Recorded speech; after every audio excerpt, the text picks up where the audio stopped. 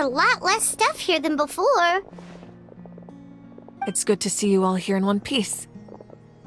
I know you must have a lot of questions, but let Koichi check you over first. It's best not to let any lingering effects of the Abyss go untreated. Thank goodness you made it back. I came here as soon as the Pyro Archon told me about your plan. Take a seat, everybody. I'll examine you one by one.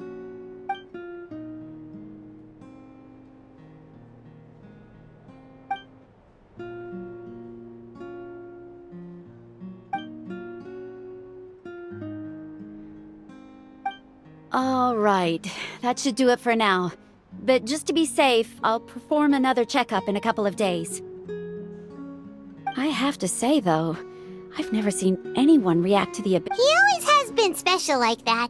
He can even purify its power. Wait, now that you mention it, Paimon doesn't think she's affected either. Given the current situation, that ability will likely play a great role in the events to come. Of course. I still have patients to see, so I'll head out. Thank you, Koichi. All right. We might not see eye to eye, but we both had good intentions. Just give it time. I'm sure we'll figure things out between us one day. Yeah.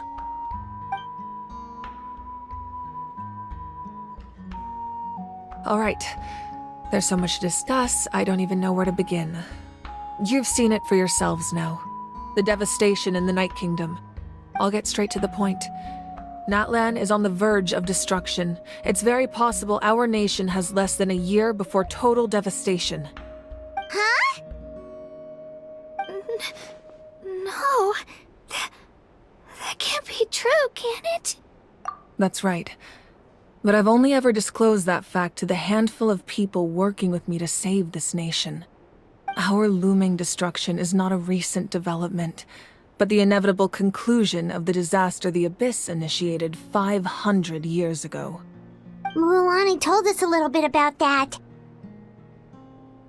500 years ago, all the nations of Teyvat were invaded by the Abyss. Unlike the other nations, Natlan never had stable and deep-rooted ley lines, so we suffered the worst of the invasion. The battle against the Abyss was exceedingly long and brutal. In the end, victory came at the cost of our civilization and countless lives. Even then, it took centuries of solving the disasters caused by the Abyss to finally achieve the peace we know today. And still, this is but a superficial victory. The forces of the Abyss have merely been driven back underground. Their threat to Natlan remains as real as ever. I'd never have guessed. The problems plaguing the Night Kingdom are all the more complicated because that realm is essentially functioning as Natlan's ley lines.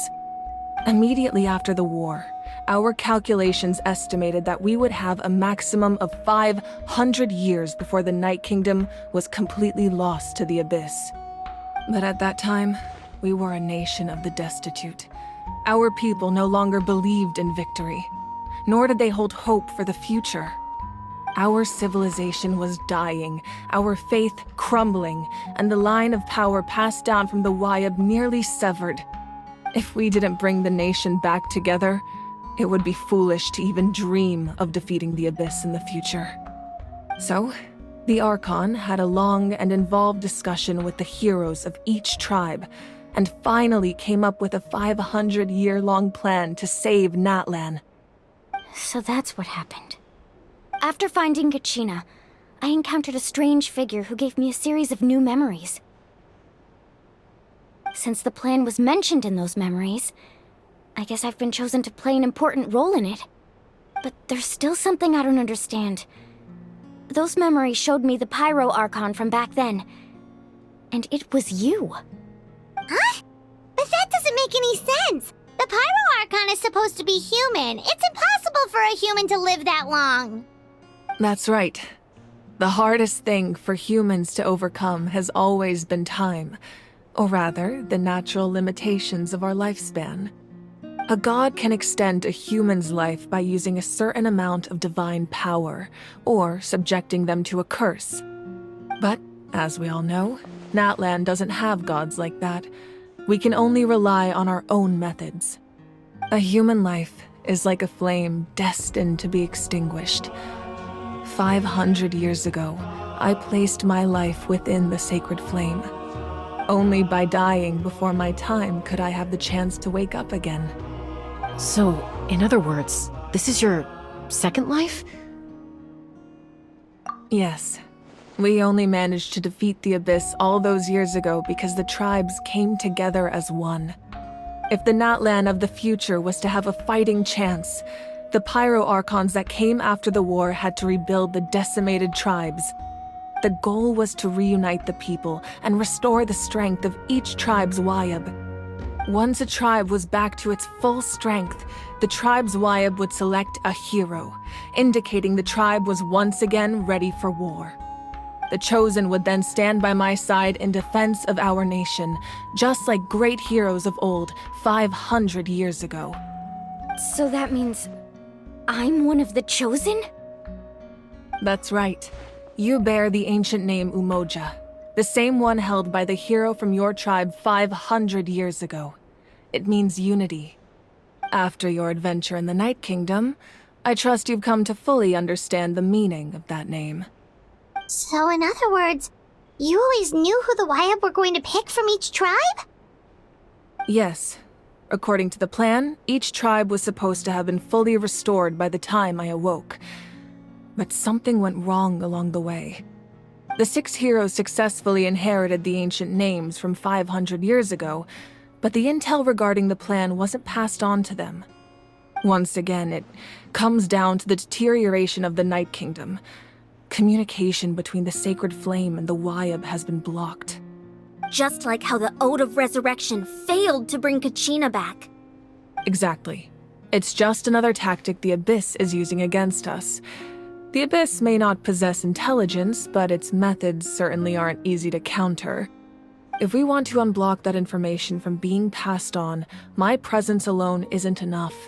The ancient name-bearer must establish a greater connection to their name. So, I've tried my best to help them from the sidelines. Currently, Shilonen of the Children of Echoes, Kinich of the Scions of the Canopy, and Iansan of the Collective of Plenty have all been acknowledged by their names. During your adventure, you too earned the acknowledgement of your Wayab, Mualani. In the process, you gained the memories stored within your name. But we have less than a year! Yes, but we have no choice. We cannot start the plan until all the heroes have been gathered. That's also why I haven't been able to take action despite the urgency of the situation. But if you knew this whole time, why didn't you just tell me about my role in all this? Wouldn't that make everything go a lot faster? Perhaps, but the opposite could also be true. Knowing your destiny too early could mean failing to realize your full potential. Just like your determination to save Kachina, I hope your commitment to this endeavor comes from your own strength of will, rather than a sense of obligation. So I suppose you're not going to tell us who the final 2 heroes are then? That's right. Their time is yet to come. Putting pressure on them beforehand will only hinder their I can only trust in the judgment of the Wayab. I have never believed I could solve this crisis alone. In fact, it was precisely because I chose to trust and rely on others that we managed to get this far. Natlan's salvation lies not in its Archon or any singular individual, but in us all. You're quite perceptive, aren't you? I thought I might get away with avoiding the topic. Huh? Oh, right! All of the stuff you stored here before, where did it all go? Even though I sacrificed my power, I still needed a contingency plan to ensure you would make it back from the Night Kingdom. After all, I was the one who allowed you to take that risk, and Mualani has an important role to play in my plan. In addition to their sentimental value, the items I stored here held a much more important purpose: fuel. Fuel? So back then, that's why you...